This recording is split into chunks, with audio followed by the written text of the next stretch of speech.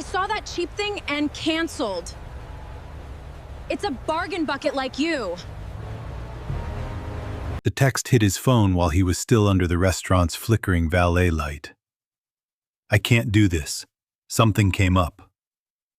And through the rain-streaked windshield, he looked up just in time to see her standing beneath the golden awning, staring at his dented old car like it had insulted her.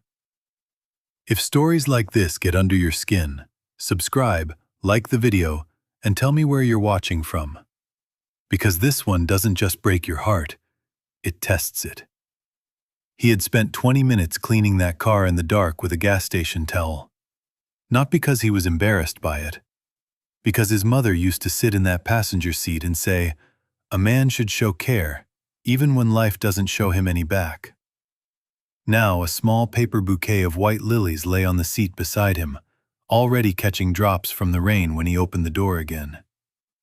Inside the restaurant, Sophia Marin felt every eye on her. Not because she'd done anything wrong, because two hostesses behind the stand had just seen the car and were trying not to laugh. "Oh my God," Talia whispered, not quietly enough. "That's your date?" Sophia's face burned.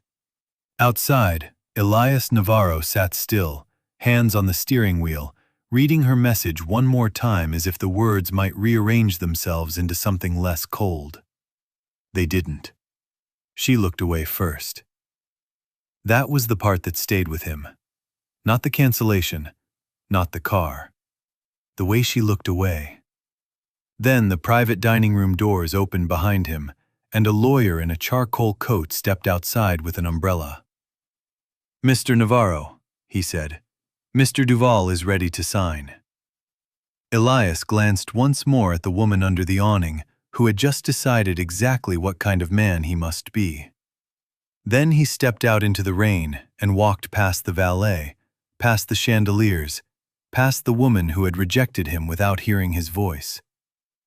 By the time Sophia finished her shift and grabbed her coat, the restaurant no longer belonged to the man who had built its reputation. It belonged to the man with the old car. She didn't know that yet. She was too busy being humiliated. Victor Duval, owner of Maribel's, was pacing near the wine display, barking at the kitchen, barking at the bar, barking mostly because men like him could smell when power was leaving their hands. A VIP table had left, unhappy. A server had dropped a tray. And because Sophia was closest, he chose her. "You stand there smiling pretty while this place burns?" he snapped. "If you want a future in a restaurant like this, learn one thing fast. Presentation matters." His eyes slid toward the front windows, toward the curb, toward the disappearing taillights of Elias's car. Talia covered a grin. Several people did. Sophia laughed too. That was the ugliest part. Not because she found it funny, because she was weak enough to pretend she did. Victor straightened his cufflinks, took a fountain pen from his attorney, and signed the sale documents on the same mahogany table where he'd once fired dishwashers for taking leftover bread home. Sophia clocked out 20 minutes later, stepped into the cold, and checked the staff group chat. Talia had already posted it. "Emergency meeting at 8 a.m. New owner effective immediately." Under it was a blurry photo taken through the glass of the private dining room. Victor at the table, the lawyer beside him, and across from them, Elias. The phone nearly slipped from Sophia's hand. "No," she whispered. Rain tapped the screen like fingers wanting in. She zoomed in, praying she was wrong. Same coat, same eyes, same man she'd just thrown away because he drove a car with peeling paint. Her bus ride home felt twice as long. Every stop gave her another chance to rewrite what had happened, but memory refused to cooperate. She saw the windshield, the bouquet, the little pause before he drove off, the way she had saved herself from embarrassment for exactly 7 minutes, and bought herself a shame she could already feel settling into her bones. At home, her father was asleep in the recliner with the TV still on mute, a blanket slipping off his knees. Her 16-year-old sister Emma sat cross-legged on the floor, textbooks open, waiting. "So?" Emma asked, hopeful. "How was he?" Sophia took too long to answer. Emma looked up, then down at the phone in Sophia's hand, then back at her face. "Oh no," she said softly. "What did you do?" Sophia sank onto the couch and stared at nothing. "I canceled." Emma blinked. "Why?" Sophia heard herself say it and hated how small it sounded. "He drove this old car." Emma just stared at her as if she'd spoken in a language made entirely of disappointment. "Soph." That was all she said, just her name. And somehow it hurt more than if she'd yelled. The next morning, Medibel's looked different even before Elias arrived. Fear changes a room faster than renovation ever could. Servers stood straighter. Managers smiled too hard. Victor Duval was nowhere to be seen, but Vanessa Crane, the floor manager with diamond earrings and a voice sharp enough to peel skin, floated between tables pretending she'd always believed in fresh leadership. At exactly 8, the valet doors opened, and Elias stepped out of the same beat-up silver sedan. No new suit, no security, no performance. Just the same man, same car, same quiet. Nobody laughed this time. Vanessa rushed forward with a voice dipped in honey. "Mr. Navarro, welcome! We are so excited." "Save it," Elias said. Not loudly. That made it worse. He walked past her and stopped in the center of the dining room. Morning light spilled through the high windows and caught the dust in the air. Sophia stood near the host stand, unable to breathe right. When his eyes found hers, he didn't glare. He didn't smirk. He didn't even hesitate. "Good morning," he said to the room. "As of midnight, I own Maribel's." A few nervous claps died instantly. He continued, "Nobody is being fired today." Relief rushed through the room so hard it was almost audible. Then he added, "But if there has been wage theft, harassment, retaliation, or humiliation of staff under this roof, it ends now. I'll be auditing every department personally." Vanessa's smile faltered. "And one more thing," he said, finally turning toward the front windows where the valet stand waited outside like a witness. "If anyone here believes a person's value can be measured by a car, a watch, a handbag, or any other rented symbol of status, you have misunderstood what kind of place this is going to become." No one moved. No one looked at Sophia, which somehow made it worse, because she knew they were all thinking it. He spent the day meeting every employee one by one. Line cooks, dishwashers, waitstaff, valets, even the old pastry chef nobody bothered to learn from anymore. Sophia watched him stop and listen the way wealthy men in movies never did. He asked about schedules, overtime, breaks, tips, the broken freezer, the leaky ceiling and dry storage. The dishwasher whose son had asthma and still got docked pay for missing shifts when he had to take him to the hospital. By lunchtime, he had approved back pay for 2 kitchen workers. By 3, he had demanded payroll records going back 10 years. By 4, he asked a question that chilled the room. "Who here remembers Rosa Navarro?" Silence. Not ordinary silence. The kind people choose. Vanessa crossed her arms. "That was a long time ago." He nodded once. "My mother worked here."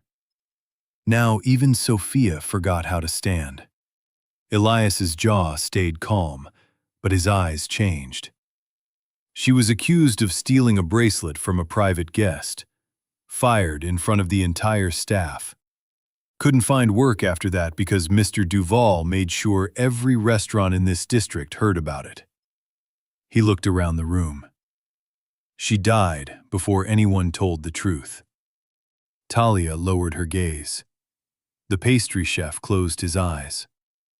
Vanessa said, "I'm sure Mr. Duval acted on the information he had." Elias gave her a look so flat it almost seemed gentle. That's one way to describe a lie that ruined a life. Then he dismissed everyone except department heads. As staff filtered out, Sophia heard her own pulse in her ears. Because suddenly, the date wasn't just a date. The car wasn't just a car. And the man she had judged in one glance was carrying a grief so old it had probably hardened into bone. That evening, Sophia went home and opened the kitchen drawer she had avoided for years. It held her mother's recipes, bent index cards, water stains, a cinnamon roll recipe written in blue ink, a stew recipe with "too much bay leaf ruins everything" scribbled in the corner. At the bottom was an envelope. Her name was written on it. Sophia, if you ever go back there. Her fingers went numb. She opened it slowly, like the paper might bite. Inside was a letter from her mother, Camilla, dated 3 months before she died. "I didn't tell the truth when I should have. A good woman named Rosa was blamed for something she didn't do. I saw Victor Duval's son slip that bracelet into her locker because he was drunk and cruel and knew his father would protect him. I was pregnant with you. I needed the job. So when they asked what I saw, I said nothing. Your silence can feed your family for one night and starve your soul for 20 years. If you ever have a chance to tell the truth I was too afraid to tell, do it." Sophia had read 3 lines before she covered her mouth. By the end, she was bent over the kitchen table, shoulders shaking so hard the chair creaked under her. Her father woke and found her there. He didn't ask to read the letter at first. He just stood in the doorway, looking older than his illness. "I knew," he said finally. Sophia looked up, stunned. "You knew?" He nodded, ashamed. "Your mother told me. Once. She wanted to come forward. I begged her not to. We were behind on rent. Emma wasn't born yet. I told myself survival first." His eyes filled. "I've hated myself for that advice ever since." The room felt airless. "So I'm just repeating you," Sophia whispered. "That's what I do? I see one thing, get scared, and become exactly what broke us?" Her father came closer, voice trembling. "No, not if you stop now." The next morning, Sophia asked Elias if they could talk. He was in the basement with invoices spread across a stainless steel prep table, sleeves rolled, reading numbers like they were confessions. For a second, neither of them spoke.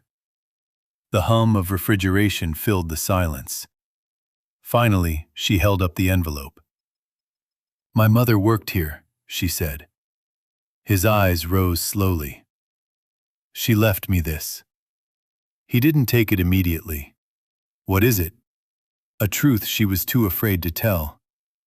Something flickered across his face. Hope, maybe. Or fear dressed as hope. He took the letter and read every word. Sophia watched his expression change line by line. Not dramatically, that would have been easier. Instead, it was quieter. A tightening near the eyes, a slow inhale. A hand pressing flat against the cold table, as if he needed something solid under him. When he finished, he stared at the signature. "Camilla Marin," he said. "She was my mother." He nodded, still looking down. My mother used to mention her. Said there was one waitress here who always wrapped extra bread for me when I waited in the alley after school. Sophia swallowed. My mother did that? She said Camilla looked guilty all the time. She thought it was pity. That landed like a blade. Sophia wiped her face, angry at the tears. I'm sorry about the car. He actually looked up then.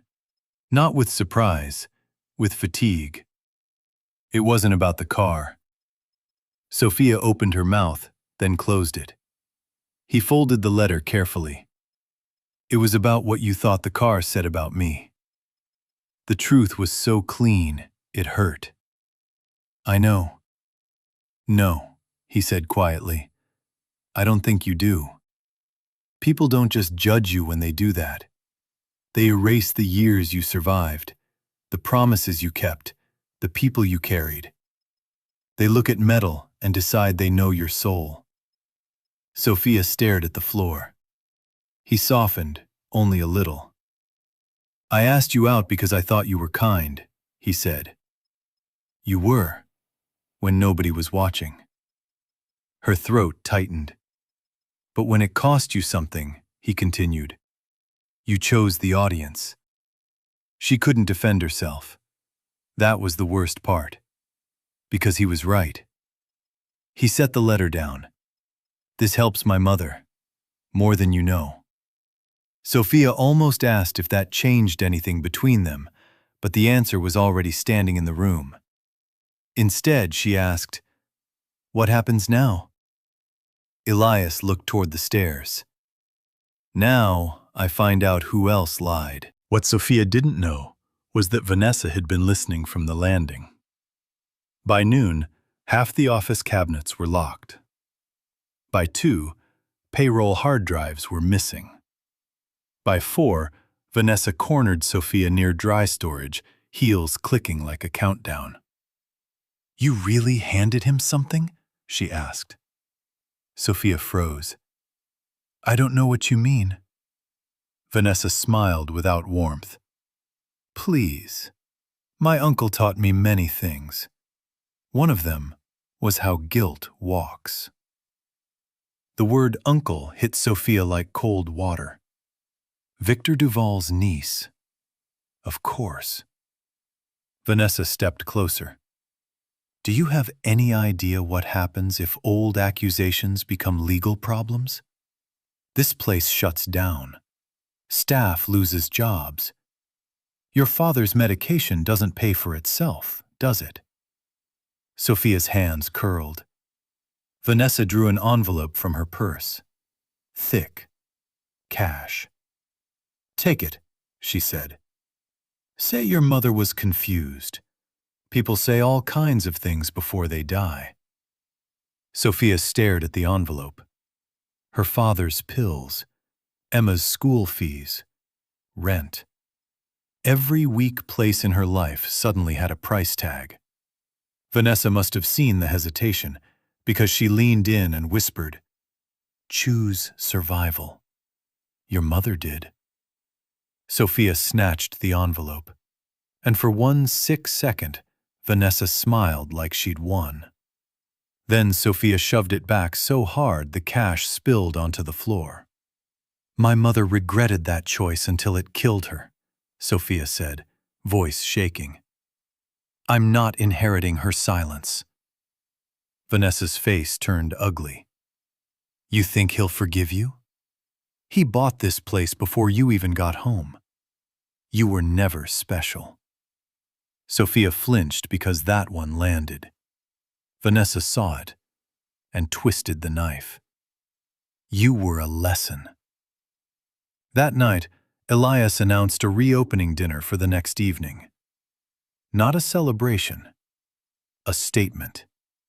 Maribel's would close for 3 days after, then reopen under a new name, with a new wage system, new leadership standards, and a community fund in Rosa Navarro's honor for hospitality workers in crisis. Press were invited. Former investors, too. So was Victor Duval, whose ego wouldn't let him stay away from a room that used to belong to him. Sophia heard the plan and understood exactly what Vanessa would do. If the truth came out publicly, the family's reputation would implode. If it stayed buried, history would keep eating people alive. The next 24 hours felt like waiting for a storm with your hands tied. Emma found Sophia in the bedroom before the dinner, sitting on the floor in her black dress, unable to zip it. "You look like you're going to court," Emma said. "Maybe I am." Emma zipped the dress, then rested her chin on Sophia's shoulder. "Do you like him?" Sophia laughed once, bitter and soft. That stopped mattering. Emma thought about that. "No," she said. "It didn't." Sophia turned. Emma's eyes were serious in that unbearable younger sibling way. "You can lose a person by judging them," she said. "That happens. But you lose yourself by not fixing what you can." The dining room glowed that night like nothing bad had ever happened there. Candles, crystal, piano music, perfume, and money. Victor Duval arrived in a tuxedo like disgrace had never touched him. Vanessa floated beside him in red silk, smiling for cameras. Elias stood near the center of the room in a dark suit that changed absolutely nothing about him. He was still the man from the old car, still steady, still dangerous in the quiet way. The speeches began. Victor talked about legacy. Vanessa talked about transition. Then Elias took the microphone. "My mother once stood in this room and was made smaller so other people could feel untouchable," he said. "Tonight, that ends." A murmur passed through the guests. Victor chuckled into his wine. "Son, don't turn business into therapy." Elias looked at him. Business built on humiliation always becomes confession eventually. Vanessa stepped in smoothly. "If there are claims to be made, I'm sure legal channels—" "Legal channels?" Sophia's voice cut across the room before she even realized she'd moved. Every head turned. Her legs felt hollow, but she kept walking. Toward the center. Toward the microphones. Toward the one thing she could still save. Vanessa's smile disappeared. "Sophia," she said through clenched teeth, "this is not your place." Sophia stopped beside Elias. For one brief second, he looked at her like he didn't know whether she was about to save the room or burn it down. Maybe she didn't know either. She took the microphone. "My mother worked here," she said, and her voice echoed harder than she expected. "Camila Marin. She wrote a letter before she died. In it, she confessed that Rosa Navarro was framed." Gasps broke across the room. Victor straightened. Vanessa moved fast. "This is absurd. A dead woman's guilty imagination is not evidence." Elias didn't move. He just reached into his jacket and placed a small digital recorder on the tablecloth. "Good thing that isn't all we have," he said. He pressed play. Vanessa's voice filled the room. "Choose survival. Your mother did. Then, you think he'll forgive you? He bought this place before you even got home. You were never special." Silence slammed into the walls. Vanessa went pale. Victor rose from his chair. "This is extortion." "No," Elias said. "This is timing." He lifted a second folder. Inside were payroll records, old insurance claims, and one receipt from a pawn shop dated 2 days after Rosa's firing, under the name of Victor Duval, Jr. The bracelet had been sold, not stolen. And the son Victor had buried with money and influence had left a paper trail arrogance never bothered to hide. Victor's hands shook. Not with age, with collapse. Guests began whispering. Some pulled out phones. Investors stepped back like contamination could spread. Vanessa lunged for Sophia. "You stupid girl!" But Talia blocked her. Of all people. Talia, who had laughed at the car. "I saw enough," she said, voice trembling. "I'm done pretending." Then the pastry chef stepped forward. Then a dishwasher. Then an old bartender who had been there 22 years. One by one, people started speaking. About tips skimmed. About overtime erased. About insults swallowed because rent was due. It wasn't just Rosa anymore. It was everyone. And suddenly, Victor Duval, who had once controlled a room with a lifted eyebrow, looked like what powerful men always look like when their audience stops being afraid. Small. Security approached. Not because Elias shouted, because Victor started shouting. That was the public humiliation he'd spent decades earning. He pointed at Elias, at Sophia, at the press, at the staff. But no sentence reached the end without breaking apart. Vanessa tried to leave through the side corridor and ran straight into two officers Elias's attorney had invited, in case history felt talkative tonight. By the time Victor was escorted out, his bow tie hung loose, and sweat had cut pale lines through his makeup. The room stayed frozen for several seconds after the doors closed. Then Elias turned to Sophia. No applause, no swelling music. Just two people standing in the wreckage of truth. "You knew this would cost you," he said.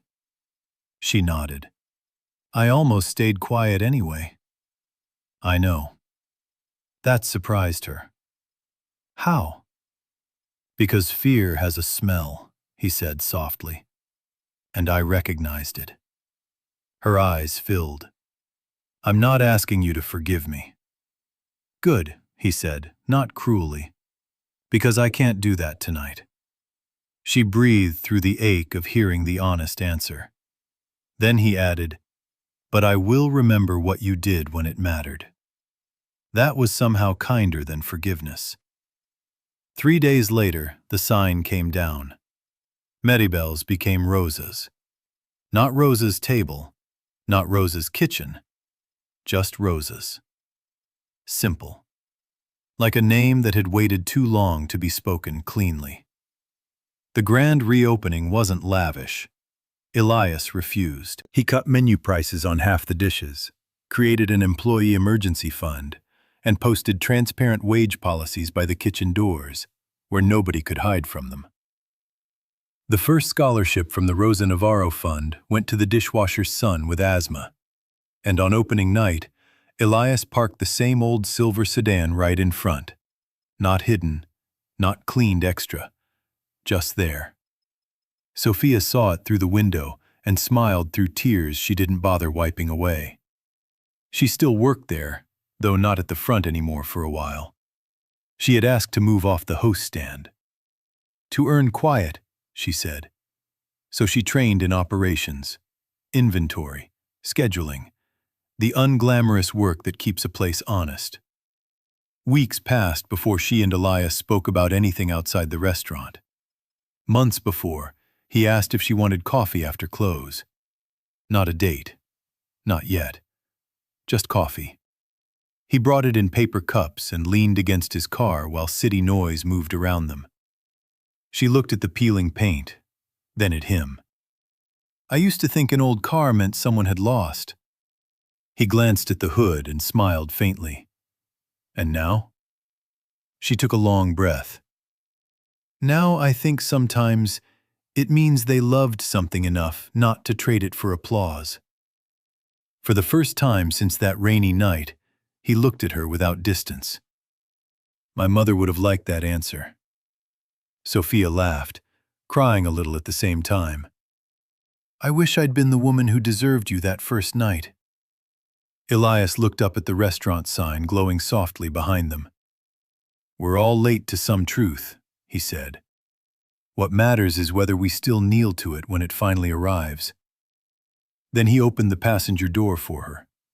Same car, different woman. And as she sat where his mother once had, with the city lights sliding across the cracked dashboard, and the future still uncertain but finally honest, Sophia understood something that would stay with her for the rest of her life. The worst poverty in the world is needing appearances so badly that you sell your character to afford them.